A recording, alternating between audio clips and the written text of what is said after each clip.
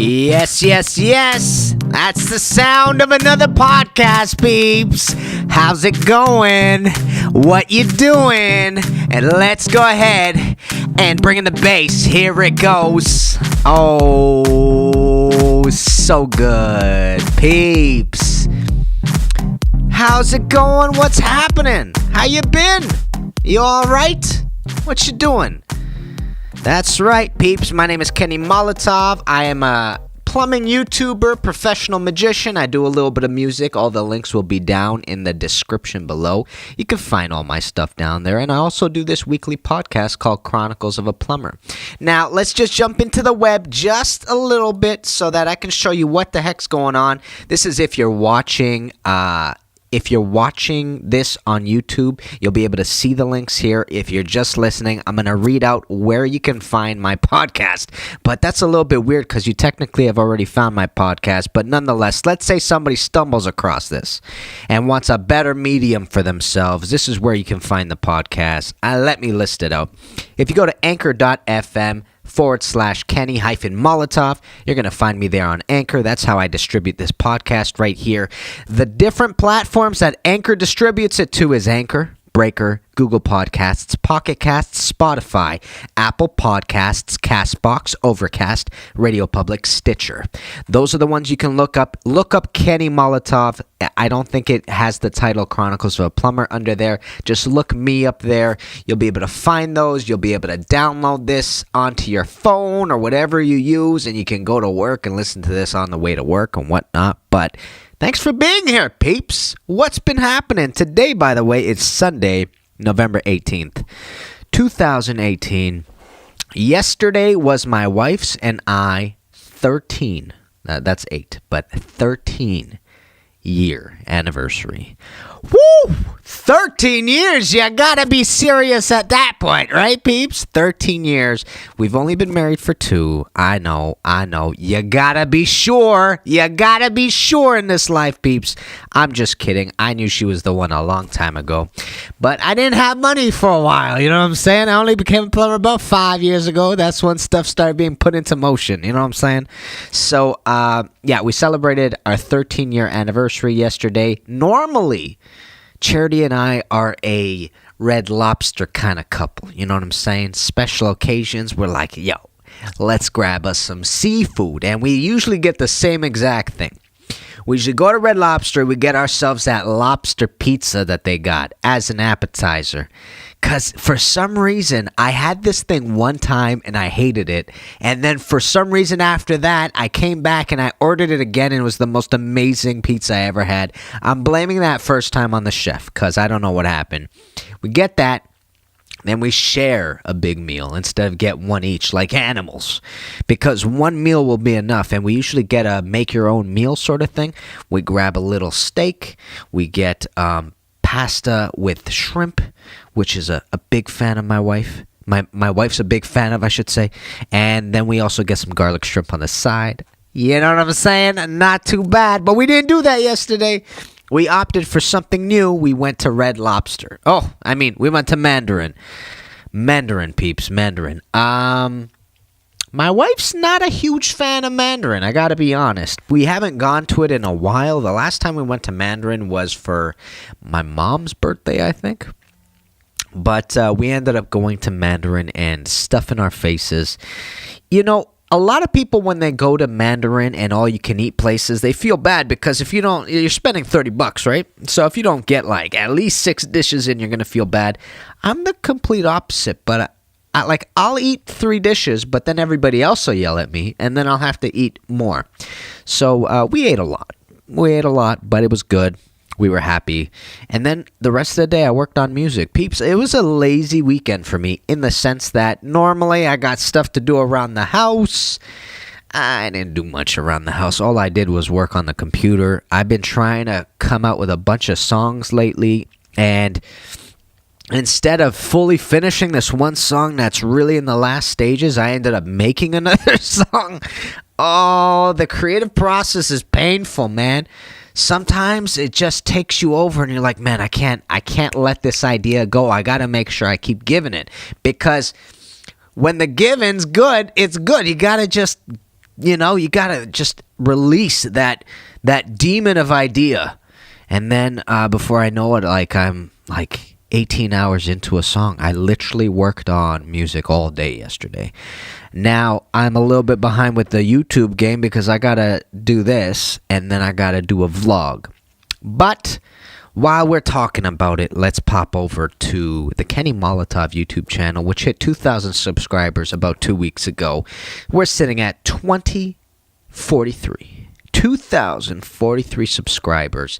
And as you'll know, I shamefully didn't upload a single vlog last week. I know, peeps. I know. What kind of disgraceful plumbing YouTuber doesn't put a vlog up on YouTube for 1 week? I know, that was me.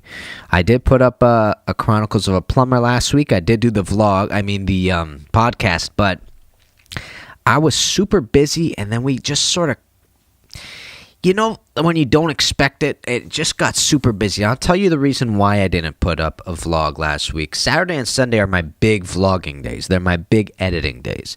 So usually on a Saturday, if I'm working, I'm going to crank it out on the Sunday. If I have the Sunday to myself, I crank out all the videos for the week. However, last week Sunday was the final day at the coffee shop. So as you guys already know, if you're following the podcast, we've been doing this coffee shop. And by the way, the vlogs for the coffee shop are coming up. That's what's on the list, basically. So we were in the final stages. They needed to open up last week Wednesday. So last week Sunday, Dad and I opted to go into the coffee shop. Now here's the thing. It's not a big square footage, and here's the issue. On Friday when we had got there, I got there on my own, and we're in the final phase. Like I said, all the rough-ins are done. We are literally putting in the fixtures.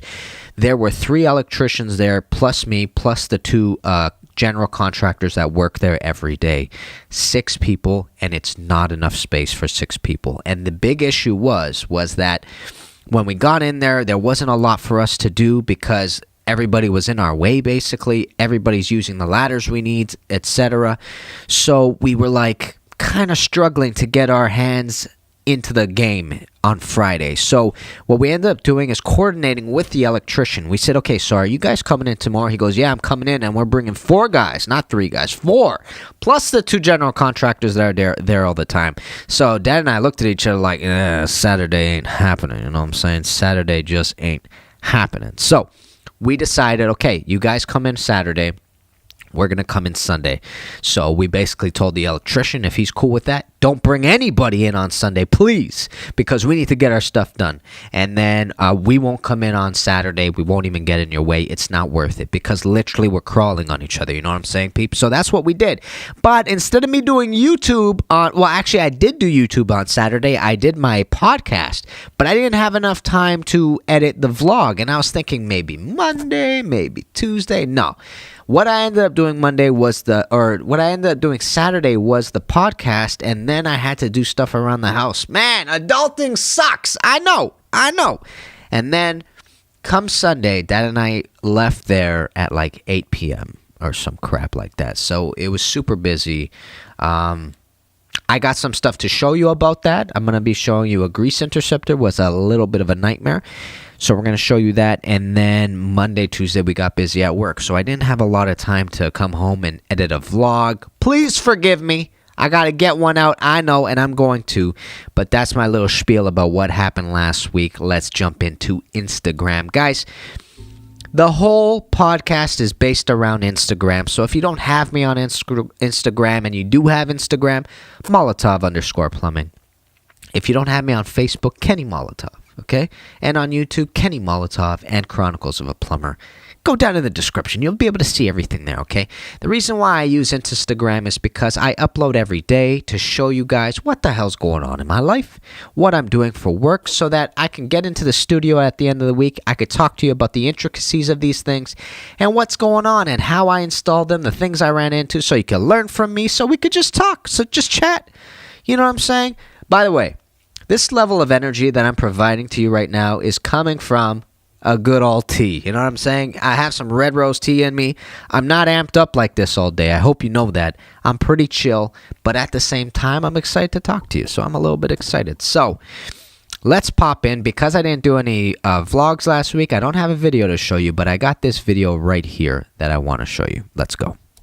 I don't know if I showed this to you last week, to be honest. We're just going to go through it anyways, all right?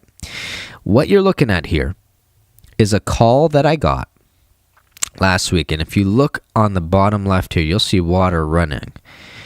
No, I didn't get this last week. I got this a couple of weeks ago. Take a look. See the water running?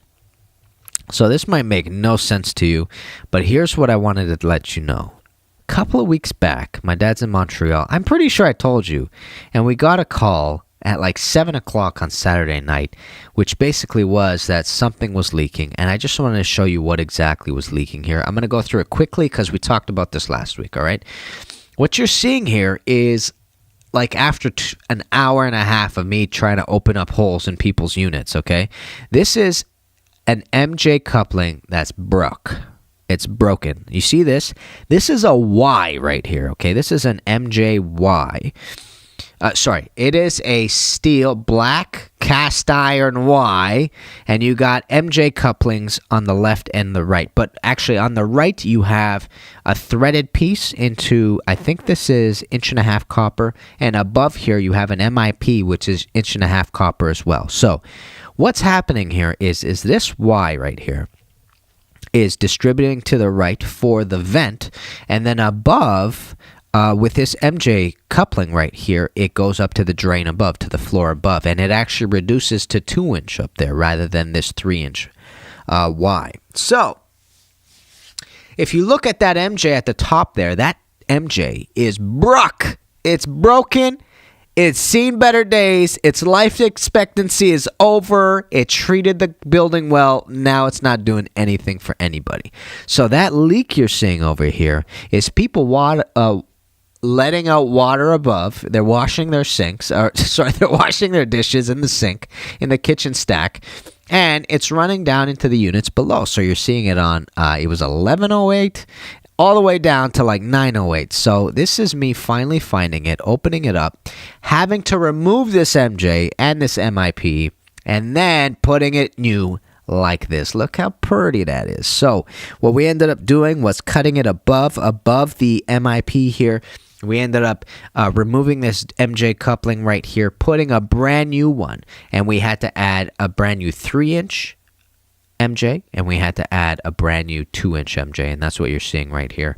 It took me a couple hours to get this done because it took a little while just to find the issue altogether. So, let me show you something I keep running into because I ain't a happy camper about this. All right. Every single time I manage to pull up a toilet, I seem to have this bad luck where I always bump into these darn flanges that are way too deep. Did I show this to you guys last week? I think I did. I think I showed this to you. Oh my gosh, guys, I know I'm behind. I got to get to the new stuff. Let's get to the new stuff. Okay, we're dealing with just shop stuff. Just shop. Okay, so that was a flange, by the way, and this flange, it needed like a ton of repair kits. Now I remember we definitely showed that to you last week. Here's what I'm going to show you this week. This was done 7 days ago. Did I show this to you? Oh my gosh. I think I did show this to you. All right. It's going to be a Peeps. Okay. My bad. I got my footing now. I know exactly where I got to start this. This came after last week's podcast, 100%. What you are looking at here, peeps, is a very special device called a vacuum breaker. Or is it a bleeder? Nonetheless, regardless of what it's called, this is a backflow prevention unit. So inside the coffee shop, what they have is a couple of fixtures. They have a double compartment sink. To the right of that, they're going to have a laundry tub. To the left of that, they have a glass washer, which is a smaller version of a dishwasher. It's intended just for cups, basically.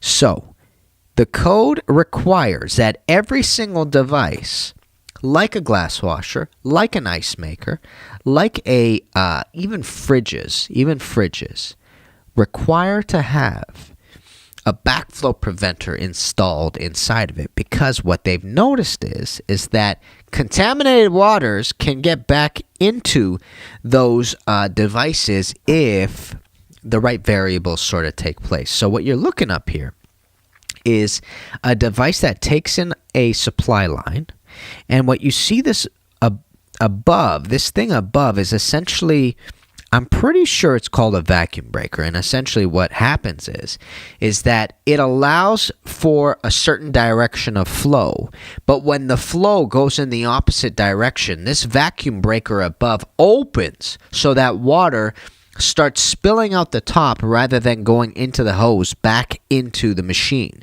which is the wrong way it's supposed to be going, right? Sometimes you can siphon water back into pipes without knowing it. So what I was doing here was essentially installing this because I needed to make sure that there was one for this glass washer, like I'm telling you. So here's what you got to know, though. I have this vacuum breaker here, which is copper, obviously. Sorry, this is brass. And in order to connect to this thing, I have to put some sort of copper device, plus it requires its own shutoff. But I'm running PEX. That's the only issue. So I wanted to show you guys the transition I had to do from PEX to copper. So take a look. Here's what I ended up doing, okay? So I have PEX coming out of the wall. I put in one of those brass 90s that you can crimp onto PEX. And I put this short little nipple, that's what we call them in the plumbing field.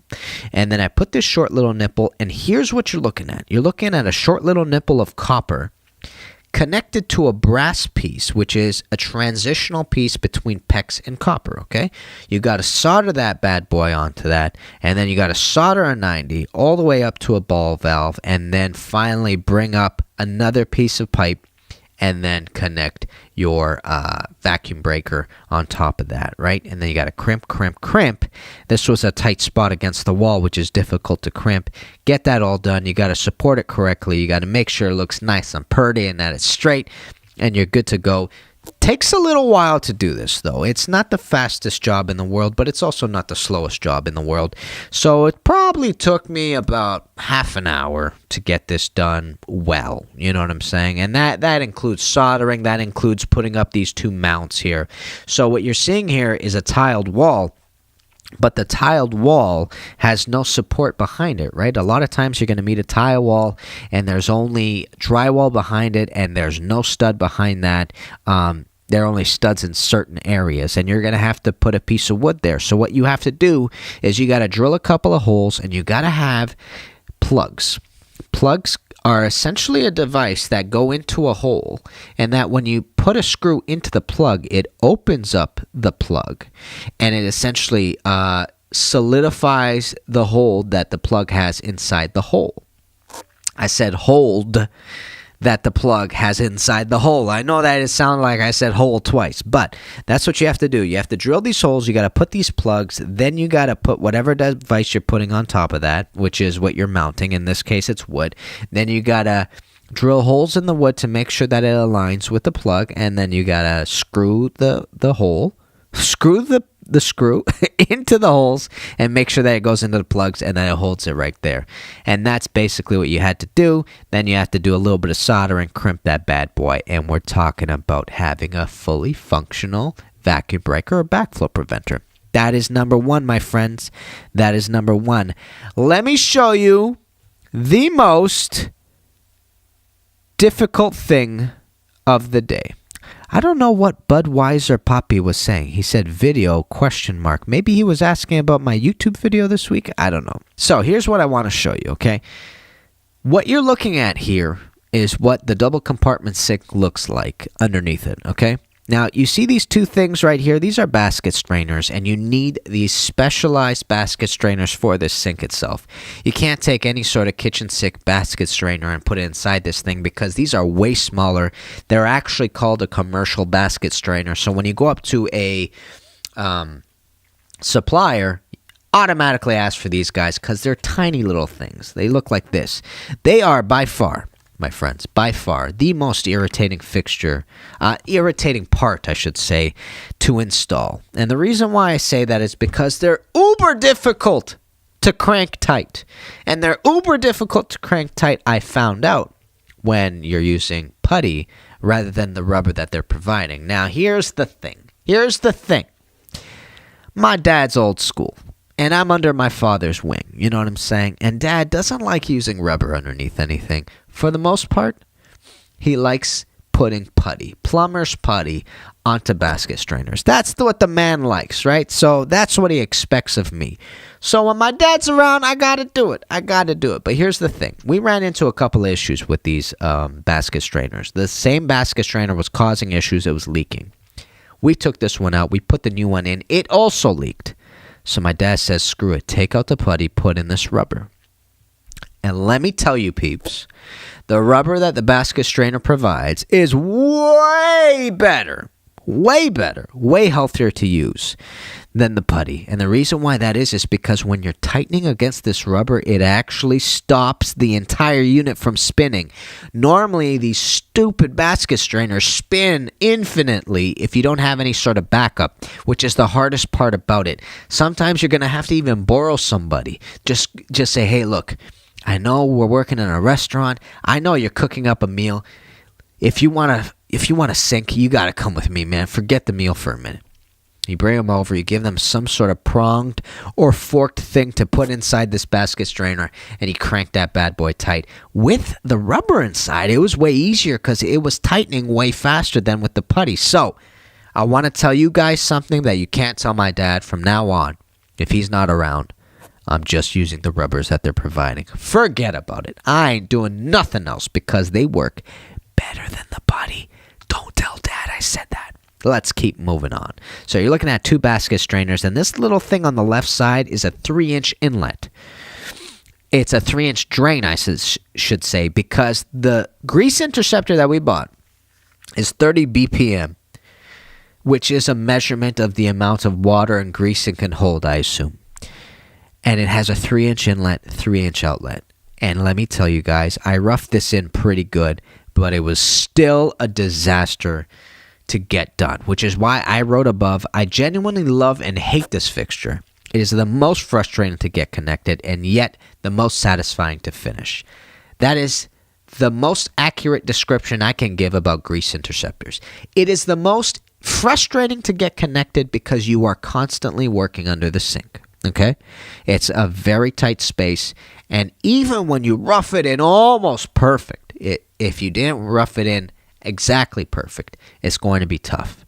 And that's because the angles of certain pipes, it's usually the vent pipes that are the hardest to get in. But satisfying to finish when it's finally done, you look at it and you go, God damn.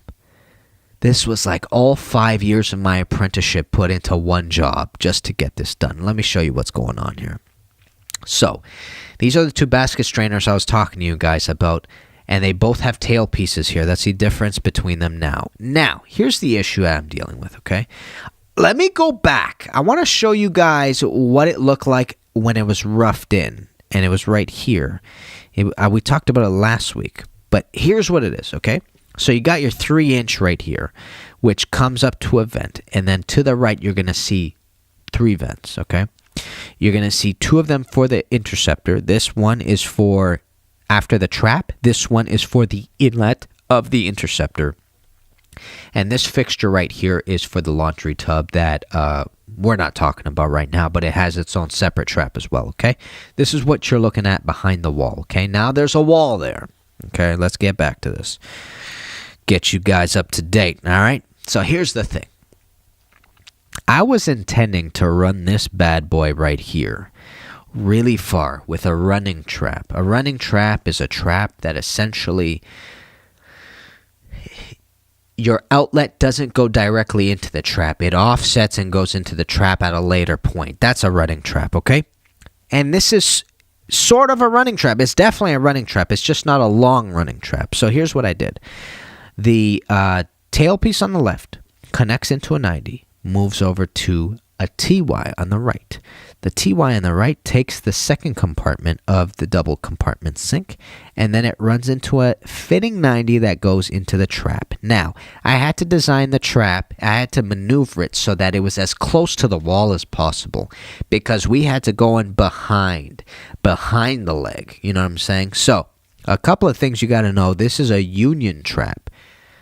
you have to crank this bad boy plus these 2 basket strainers, these 2 tail pieces, and these 2 trap adapters before getting the grease interceptor in. And what I mean by crank is that the moment the grease interceptor is in, you're not going to be able to go back there and tighten these things. These need to be cranked and tightened right now as soon as you're installing it, because you're not going to see it for a few years if you do this correctly. If you don't do it correctly, you're going to get a Sawzall and start cutting everything.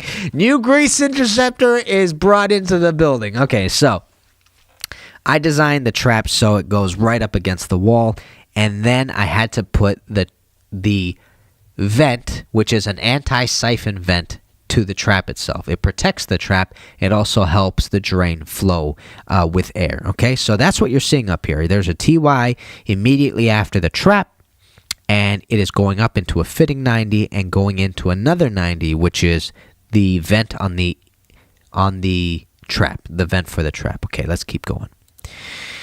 Now, what you're seeing here is the monstrosity of a grease interceptor that this thing is. And what you're seeing here is that you're seeing basically the 2 basket strainers that I just showed you now behind the grease interceptor, and you're seeing the vent go into the right.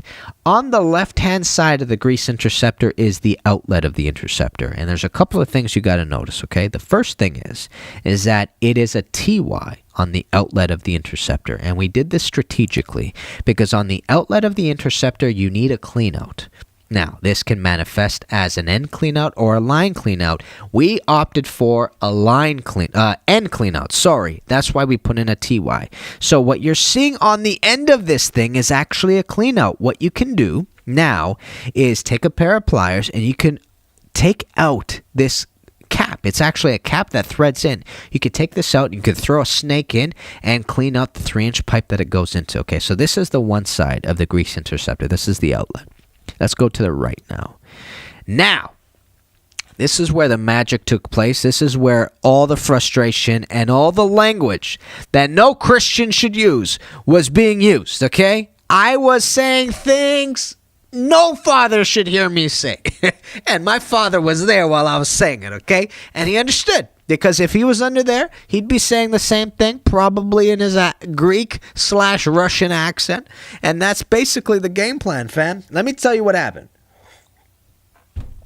So, you're seeing a bunch of intricate plumbing going on here that was absolutely frustrating and absolutely irritating to get done.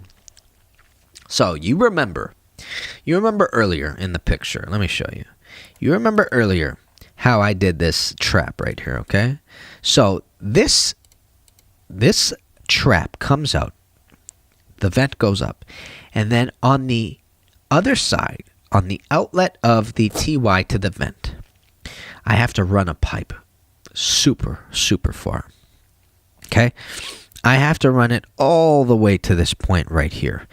And as you will notice, if you look over at this laundry tub right here, this laundry tub has an offset in order to account for the grease interceptor. We had to put 245s on the laundry tub so that we can get around the grease interceptor inlet because there was just so much bloody pipe that was required, not only to maneuver around the legs of the double compartment sink that we're installing it under, but we had to then start maneuvering around the stupid laundry tub that was next to it.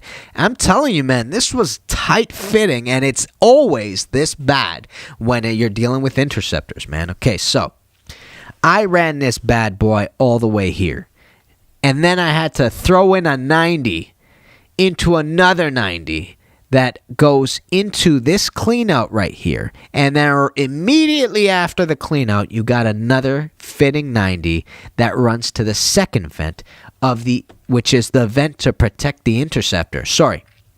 It's the vent to allow for significant flow into the interceptor, because here's what you got to remember. The grease interceptor is designed in a way where it has a flow control plate. This flow control plate is literally right right in this area. It is actually this clean out right here that has a flow control plate.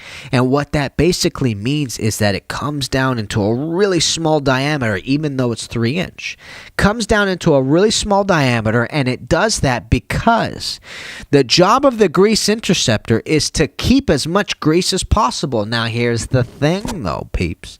If you've got a significant velocity on the grease and water mixture coming in and going out, you're not going to have time for the grease to separate from the water, which is why when you take soup and you leave it on the table and you walk away to go get something, you come back and you can see the little oil spots on the top. You need it to separate. But if you stir that bad boy and you drink it down, you're not going to be able to see it quickly. So that's what the flow control plate is. That's what it does. And it's there, and that's why you need 2 of those vents, because especially with grease interceptors, they're designed to slow down this flow, but you got to make sure it's got enough air to still keep going, right?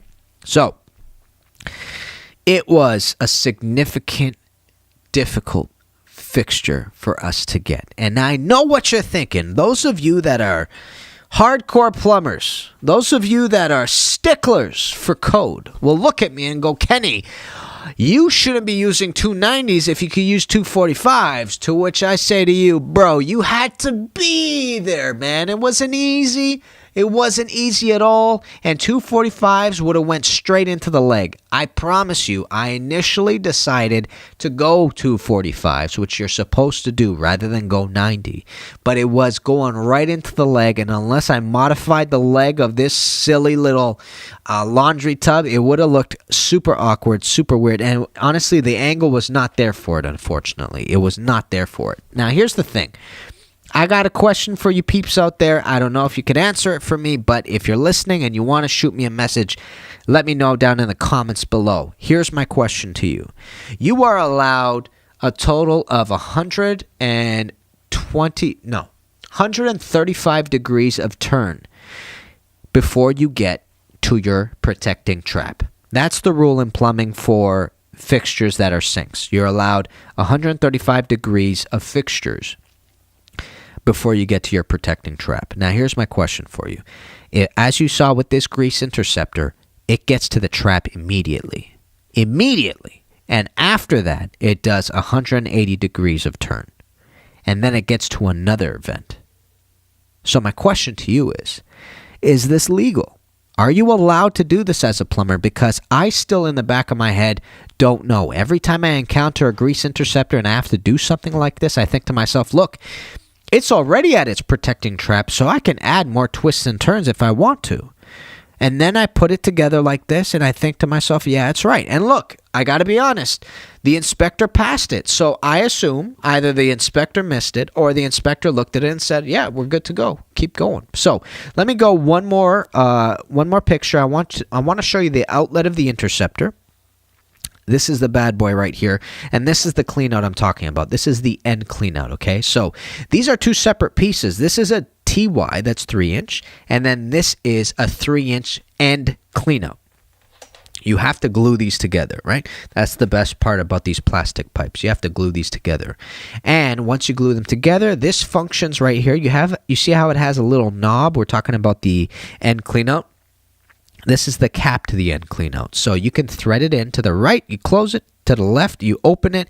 It's got a rubber seal on the end of it, and all you have to do is take it out, and you got to start snaking if that's what you need to do, and that goes into a 3-inch 45 in there, which goes into a 3-inch drain, as I showed you guys in this picture right here. This is what's happening behind the wall. All these go above flood level rim, and we are talking about plumbing magic. That, my friends, was my experience with the grease interceptor this week. Do I love it or do I hate it? Well, the answer is that I have a lot of fun doing it because I'm skilled enough to be able to anticipate the issues I dealt with last time, right? That's the fun part about doing plumbing over and over again. You think to yourself, okay, what did I suck at last week? Oh, you know what I sucked at? I sucked at this. Okay, let me try to offset this. Let's try to do something a bit different. So this one, the blessing that I had about this grease interceptor was I had the grease interceptor and the double compartment sink before I roughed in the fixture. So I was able to take the sink and put it up against the wall. I was able to take the grease interceptor and put it underneath the sink. And then I was able to mark on these walls back here where my pipes were going to be for an optimal installation. And I want to tell you right now 2 things. Number 1, it helped a whole ton. It helped a lot. It made this grease interceptor faster than the ones I've ever installed. However, like I was telling you, you can't fully know exactly where the grease interceptor is going to connect in because you still got to put the parts on the left and the right side. Then you got to start guessing to a degree just to get the rough in, right? Rough in done. You can't fully know, or else you're going to start having to glue pieces together. And that's always a big no-no because a lot of times when you glue stuff too early, you don't realize that there are certain issues that you had to anticipate. Then you got to throw out 3-inch fittings, and they're expensive. 3-inch PVC fittings, you're looking at like $25-30 a fitting sort of thing, right? So there's only so much as you can do. So even though this was one of the easier installations, it was still a nightmare. Do I love them? Yes, because they're a lot of fun. I don't see them a lot, and I like the challenge. Do I hate them? Yes, because there isn't a fight out there like a fight with a grease interceptor. This thing is coming for skin, peeps. It's ready to go. It's dangerous. It's Ken Shamrock versus Royce Gracie. Way back when UFC first started. That's what this fight is, all right? And I don't know which one I am. I know my name's Ken, but maybe I'm Royce Gracie. Maybe I'm just choking peeps out, you know what I'm saying?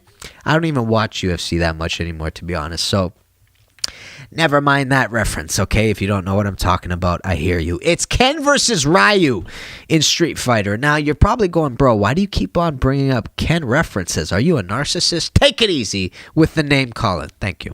Okay. Sorry. Let's keep going. I want to show you what else we did. Pedestal sink. That's right. Do you guys like this fixture? I don't do a lot of them. Gotta be honest. Every time I've ever had to do a repair on one, I've hated them because it's super hard to get your wrench back there to get the trap off because the pipe is the trap is right behind the pedestal. So it's like, why are we doing this? Like, this is crazy. But at the same time, they come out looking real nice. So I was given this pedestal sink to install, and this is the game plan that I went through. So what you're seeing here on the left is a toilet. Just ignore that. It was already installed when I got there. Here's the tools that I needed.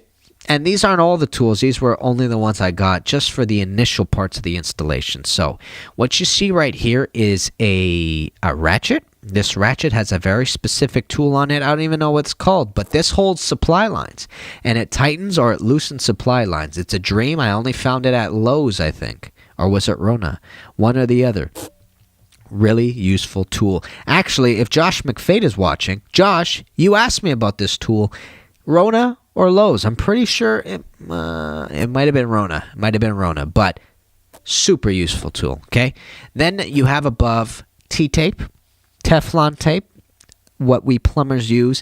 And actually, when I did a podcast about harmful building devices, Teflon tape was actually not good for us.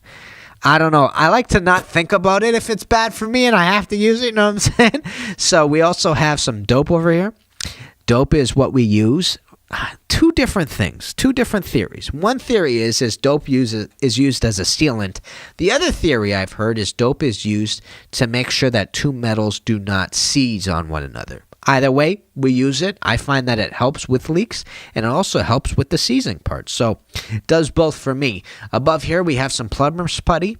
I have here an adjustable wrench, and then I have my trusty little ratchet screwdriver because I'm a boss like that. I got my torque driver, I got my drill, I got some strapping over here, I got 2 drill bits, and I do have a pair of snips for the strapping that I have up here. Quick digression though, I bought a rigid I bought a rigid drill kit with all the different size drills. I broke 2 of those bits within the first week. Really unhappy about that. These are 2 different these are 2 bits from that same kit itself. These guys are okay, but I don't know, man. They just snapped on me, and now I'm 2 bits short, which is what I was when I initially got into Home Depot and bought them. So I was like a little bit cheesed. If I had the receipt, I would have taken them back, but I don't have the receipt. So this is the end result of the pedestal sink. I know I should have put some pictures of pipes in here, but I didn't for some reason. Here's basically what I want to let you know. Okay, so behind here you got a trap, right? And then the trap immediately fits into a fitting 45, and then I run it across into here into a 90, which is the exact amount of turn you're allowed to do before you get to your protecting vent. And that's how I ran this pipe, basically. It was a little bit difficult because I initially thought I was going to run it up against the wall, which made me put in a few more 45s. But as soon as I did that, it threw off the number. Like, you're only allowed, like I said, a 90 and a 45, or a 90 and 222s, or 222s and a 45. No, 222s, a 45, and another 222s, or something like that. So it was a little bit difficult, but turned out real nice. I do like the way they look, to be honest. As a plumber, though, I just know how difficult it is to get behind them, which is why I'm not a big fan of pedestal sinks. So if somebody came to my house, if my wife showed up at the door with a pedestal sink, I'd look at her like, what do you want to do with that? Because I ain't coming in here. You might as well give it to a neighbor or something like that. Because I want to access things pretty easy. But I know when it comes to fashion and practicality don't always go hand in hand. And if they do, it's called minimalistic, I think, or something like that. So that's just something to keep in mind. Don't do a lot of these, but I had a lot of fun. Oh, one thing I got to note, though. What's your theory on caulking? Because I caulked this bad boy in a few different places. I caulked this bad boy behind it, right here, behind the faucet. I caulked this bad boy around the base of the pedestal.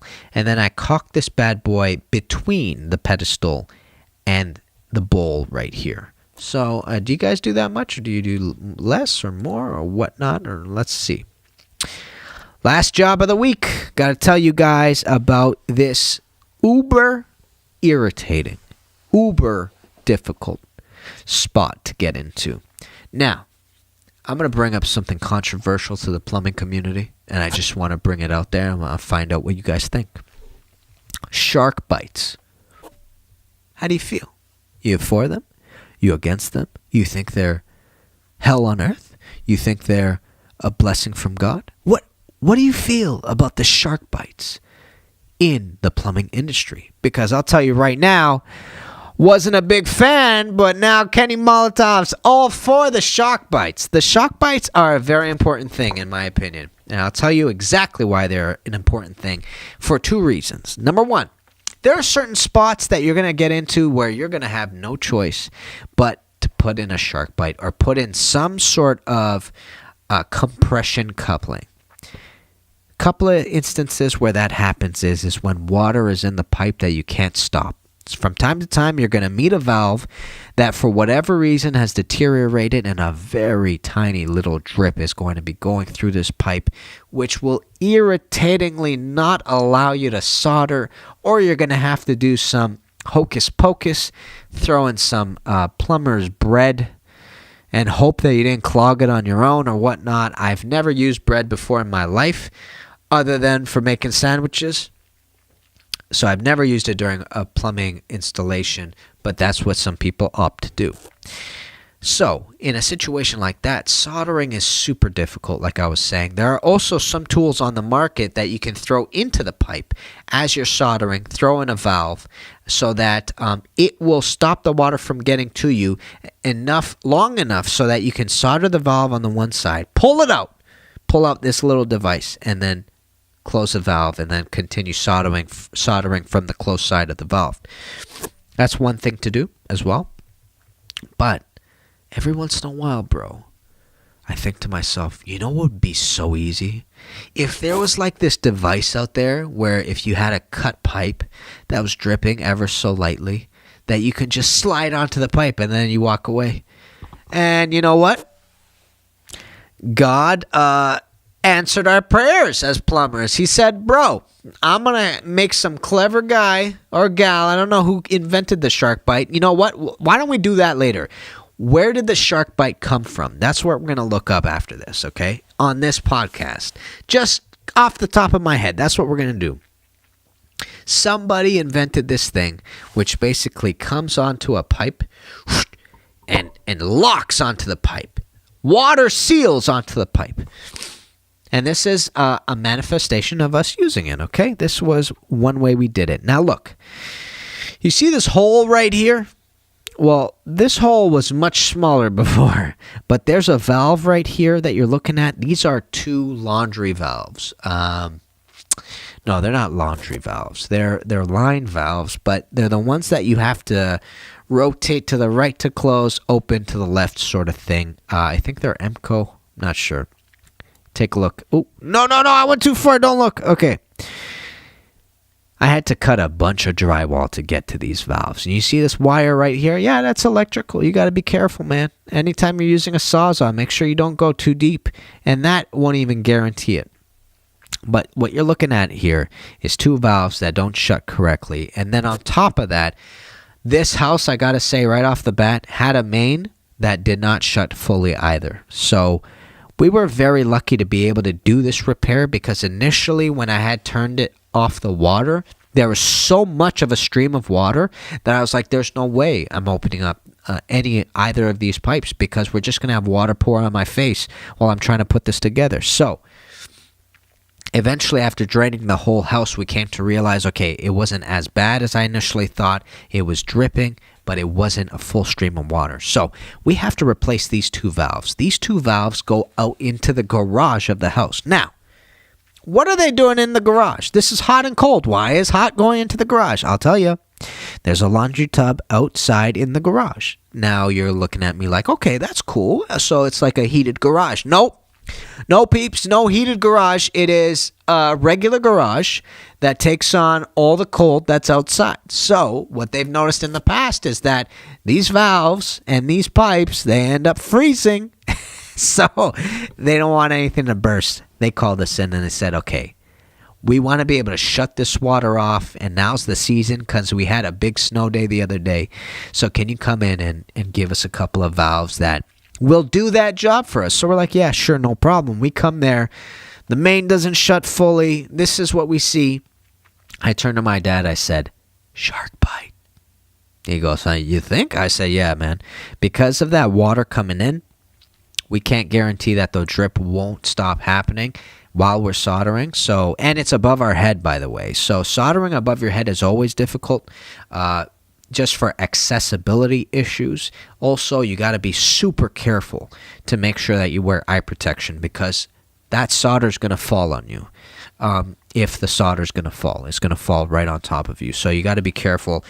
Most of the scars I have from soldering are from something being above me. So it's from a joint that I soldered that was above me. So I said to him, look how easy it would be. And it would still be difficult, but look how much easier it would be just to get a couple of shark bites and put them on. Now, they have shark bite valves that you can buy. We didn't have any shark bite valves, and I'm not sure if they have shark bite valves that are both ended, so like a valve like this. In other words, I don't know if there's a valve out there that's a shark bite where you put one pipe into it and another pipe into it. I do know 100%. They have shark bite R14s, which are valves that face upwards, and then we have shark bite R19s. They both sort of face upwards. A toilet valve, more often than not, is an R19, the way it's designed, so that it looks like this. You have the valve body looking like this, then you have the lever that turns, and then you have your 3/8 threaded piece right up here. An R14 is the opposite way. It actually faces upwards like this. You have to put the pipe upwards, and then you have your lever on the side to shut it turn it on and turn it off. So I definitely know those are on the market. I have them in the truck for safety reasons. Like I said, in a tight space where there's water and a little drip, those are just the fastest, easiest way to get this done. So Dad goes, I don't have any valves that are like the ones that we want. But what I do have is he has shark bite. No, he has 2 ball valves, normal. What we can do is solder 2 pieces on each side, 2 short nipples on each side, and then put shark bite couplings on top of it. And that, my friends, is exactly what we did. If you take a look here, we have 2 valves that are ball valves. I soldered 2 small pieces on each side. They were about 2 inches each side. And then what you're looking at is a shark bite coupling. So it'll go over the copper, and then it'll also go over the PEX, which is what the beautiful part is about these shark bite valves. They don't discriminate against material. It'll be either a PEX pipe or it'll be a copper pipe. It's good to go as long as it's 1/2 inch. It goes in, tightens, and you're good to go. And what you're seeing here, these tiny little knobs here, these are designed for hose bips, essentially. Hose bips that are outside. Some people call them taps that are outside. In the winter here in Canada, it freezes, right? Sometimes we get really, really low temperatures, like minus 40 degrees Celsius. What you'll notice is, though, if you shut these off, you need to drain that water from inside the tap, that section of tap that goes outside. If you do that, you're not going to have a burst pipe come summer or come fall. Come spring, I should say. So what we do here is we shut these bad boys. You open this knob right here. You drain out the rest of the water that's inside that pipe right there, and then you're good to go. It's a winterized tap. That's what we do in the winter here. Now, here's the thing that you got to remember, though. You got to make sure that this little threaded piece, which opens up and drains the pipe, is on the correct side. And the reason why I say that is because if we put it in the opposite direction so that this top piece is the bottom piece and vice versa, then this little knob right here is on the active side of the pipe. So it's inside the house and it's still taking on water continuously. So that's just one thing to keep in mind that you have to do in order to ensure that you're going to be able to actually drain that pipe. Because if you do it incorrectly, you got to take it out, then you got to solder it again and blah, blah, blah. So that's something to keep in mind. Let's look up shark bites. I think that would be a swell conversation. Plumbing.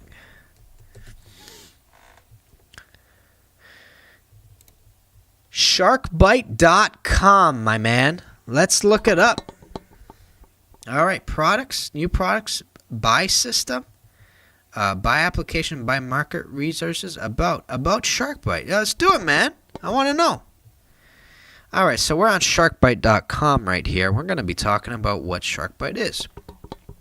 Sharkbite is a provider of plumbing and water control systems for domestic, commercial, and industrial applications. Oh, by the way, if you've ever worked on Victaulic fittings, apparently there's a Sharkbite version of that, but we'll get into it. As a world leader and hallmark of push-to-connect plumbing solutions, our goal is to continue innovating the plumbing trade with new solutions that improve efficiency and performance. Trusted by plumbing professionals, Sharkbite manufactures a wide range of plumbing fittings, water control valves, and PEX pipe, making it the only total plumbing solution from meter to fixture. Fancy. Plumbing is a trade that requires skill and pride. You gotta be damn sure. I mean, what should I have said? You better believe it. That's what I should have said. And the plumbing system is one of the most critical components in residential homes. I'll take that too. Heating's important in Canada, you know what I'm saying. Multifamily dwellings and commercial buildings. As plumbing systems have evolved, Sharkbite has been at the forefront of revolutionizing the industry. We strive to innovate efficient plumbing solutions and improve performance. Where'd you go? And improve performance and save time when installing new systems or making repairs. I got to give that to them. They absolutely save time. That's why we opted to do this job with shark bites. It's just way faster. We believe it is our unwavering commitment to innovating new solutions for optimizing efficiency and reliability that makes SharkBite a pioneer and the hallmark of push-to-connect plumbing solutions for plumbing professionals. Our quality. As a pioneer of push-to-connect, we're continuing to invest in world-class technology for helping the plumbing trade find new ways to work more efficient. SharkBite products are certified to industry standards and field-proven with more than 1.5 million connections made every week. How do they prove that? You can say 1.5 million sales every week, but I don't know. As the market leader and more than 15 years of manufacturing push-to-connect products, so they're old, 15 years old, research proves our unparalleled quality and performance. We use strict processes and testing for manufacturing, ensuring that SharkBite products provide reliable leak-free connections. Yes, sir. Whether you need to repair a broken pipe or plumb a whole house, SharkBite fittings are the push-to-connect solution for leak-free results. The SharkBite Connection Center improves job site efficiency by enabling faster installations, minimizing lost time on the job. Our proven system includes a wide range of push-to-connect plumbing fittings, water control valves, and PEX pipes. SharkBite is your tested, proven, certified connection system. Okay. Lead-free. Oh, these are interesting. Okay, so why SharkBite? Spend any amount of time working with plumbing fittings and you'll see why SharkBite is the most trusted name in our industry. Spend any amount of time working with plumbing fittings and you'll see why SharkBite is the most trusted name in the industry. Our Australian-made fittings, an Australian company that is, made with only the highest quality materials such as EPDM, rubber, 3/16 stainless steel, and lead-free DZR brass, all of which have been carefully tested and certified for behind-the-wall and underground applications. Our foundation of strong corrosive-resistant material combined with our automated facilities that ensure every SharkBite fitting exceeds standards are just a couple of reasons you'll choose SharkBite fittings. Let's read some features they have, though. If you ask longtime customers why SharkBite, they'll tell you they they value A, instant push fit connections, increasing ease of use. Next, no soldering clamps, unions, or glue required. Fitting certified to 200 psi and 200 degrees Fahrenheit, which is 93 degrees Celsius. That's hot, boy. Fits copper tubing and CTS, CPVC, and PEX, and connects all three types in any combination. That's a big one. Integral tube liner for PEX installation to ensure a secure, reliable connection. Compact, robust DZR brass body, foundation of a strong, corrosive-resistant, durable fitting. Designed, certified to ANSI, NSF 61, and ASSE 1061 product standard for use in potable water and hydronic heating water distribution. It's a lot of good stuff to have. Couple of the features that Dad and I love, you can put them on any pipe like they were saying, and they're super fast, super reliable. I, knock on wood, only found one SharkBite, and it was a cap that actually had an issue with it where it didn't hold, and I'm almost 98% sure it's because I installed it incorrectly. This was years ago, so don't hold me to it. Okay. Lead-free, hassle-free. The Reduction of Lead-Safe Water Drinking Act went into effect January 2014. We could read more about that, eh? Let's see that. Congress enacted the Reduction of Lead in Drinking Water Act on January 4, 2011 to amend Section 1417 of the Safe Drinking Water Act regarding the use and introduction into commerce of lead pipes, plumbing fittings or fixtures, solder, and flux. The Act established a prospective effective date of January 4, 2014. On August 16, 2012, the EPA held a public webinar with external stakeholders to discuss the Reduction of Lead in Drinking Water Act and the potential ramifications that this change of legislation may have. The EPA subsequently released a document intended to help the public understand the statutory requirement and further stating that it intends to further clarify and refine these and other issues related to these provisions in future rulemaking. Okay, that's interesting to know. I assume this is in Australia. So, Reduction of Lead Safe Water Drinking Act went into effect January 2014. Since 2012 October, SharkBite has been shipping all lead-free products in anticipation of the act. All lead-free SharkBite products are marked by a symbol to differentiate between standard and lead-free material. So, there was a lead version of the SharkBite at some point. All SharkBite Double XL large diameter fittings have been lead-free since their launch in February 2011. SharkBite PEX/bar products are made safe from lead-free DZR brass. Really interesting. So here in Canada, at least in Ontario, because I'm learning the Ontario Plumbing Code Book, you're not even allowed to technically cap a valve with lead. Because a lot of times, plumbers, what they used to do is they would solder a valve, and because lead has a melting point that's less than zinc, it's really easy to cap it. You could actually build up the solder around it just to be extra safe with valves, and you're not even allowed to do that now. The total plumbing solution done right works on a wide range of pipes. Look for the Shark. Install in seconds. Yeah, man, I'm telling you. They are super, uber easy. What happened? Where are we at? Quality. That was quality. Let's go to warranty. All right, you understand what impact even the smallest error in installation can cause. You take your job seriously and follow the local, state, and federal requirements to a T. When installing SharkBite products, you follow all the plumbing, heating, and mechanical codes as well as our guidelines. We think you should be rewarded for that. That's why SharkBite offers a warranty of 25 years. No way. Download a PDF of the SharkBite warranty, then install with confidence. 25 years? These guys, eh? What does this warranty cover? What are the conditions of the warranty? Guys, this document is too big. I can't go through this document. I'm already telling you right now, I'm not able to do this right now. Subject to conditions outlined in the statement, in U.S., Reliance Worldwide Corporation, and in Canada, warrants to owners of real property in the United States and Canada, SharkBite and Cash Acme products, when used and installed in accordance with the requirements set forth, shall be free from defects in materials and workmanship for the applicable warranty period. This limited warranty is in effect for installations made of after January 1st, 2018. Oh, okay, that passed. And is applicable to products installation in the country in which they were purchased. Proof of purchase is required. So there is a warranty up to 25 years, but what is the warranty? You get a new SharkBite if it doesn't last 25 years?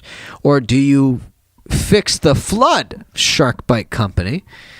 All products must be installed in accordance. The installer must use construction techniques compliant. Products must at all times be used in a manner consistent.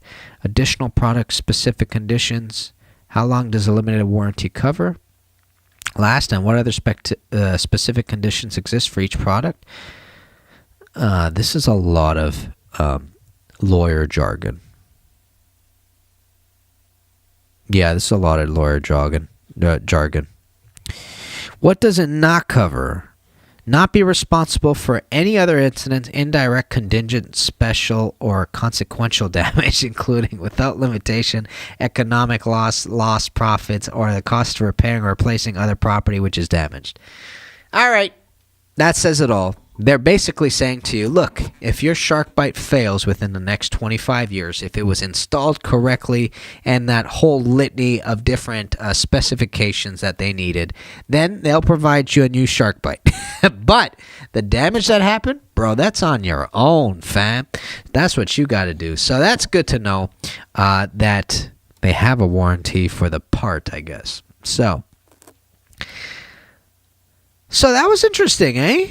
They've been around for a while, a really long time. Let's see if I can do a quick search, SharkBite plumbing.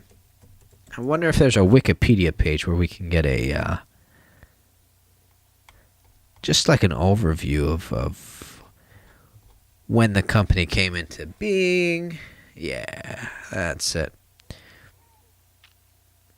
All right, push-to-pull compression. Push-to-pull or push to connect, push in, push fit, or instant fittings are a type of easily removed compression fitting or quick connect fitting that allows an air or water line to be attached nominally without the use of tools. A tool is still usually required for cutting tubing to length and removal. These fittings act similar to the way regular compression fittings work, but use a resilient O-ring for sealing and a grip ring to hold the possible grooved tube in place. While with metal tubing, a groove is needed to hold the tubing in place. With PTFE tubing, the tube deforms around the grip ring. Okay, let's go back. I guess it doesn't have anything else. Alrighty, peeps. Well, that's some interesting stuff. They said that they opened up about 15 years ago. It's when SharkBite itself started doing it. I wonder if there was other SharkBite solutions, meaning a version of the SharkBite that's not SharkBite itself, or were they the innovators of the technology themselves? Who knows? That's something that would be interesting to find out. So if you guys know anything about this, you guys let me know down in the comments below. It's something I'll definitely like to read up on and look up. And peeps, that was the podcast, man. That was a whole week of plumbing. I hope you guys enjoyed. Like, subscribe, let people know about this podcast itself. Let me know what you guys think about all the SharkBite stuff. Let me know what you think about the degrees of turn that we were talking about earlier. My name is Kenny Molotov. I'm a plumbing YouTuber, magician, musician, I should say as well. And that's basically it. Appreciate you guys. Love you guys. And I'll see you guys very soon. Kenny Molotov, guys. Peace, baby.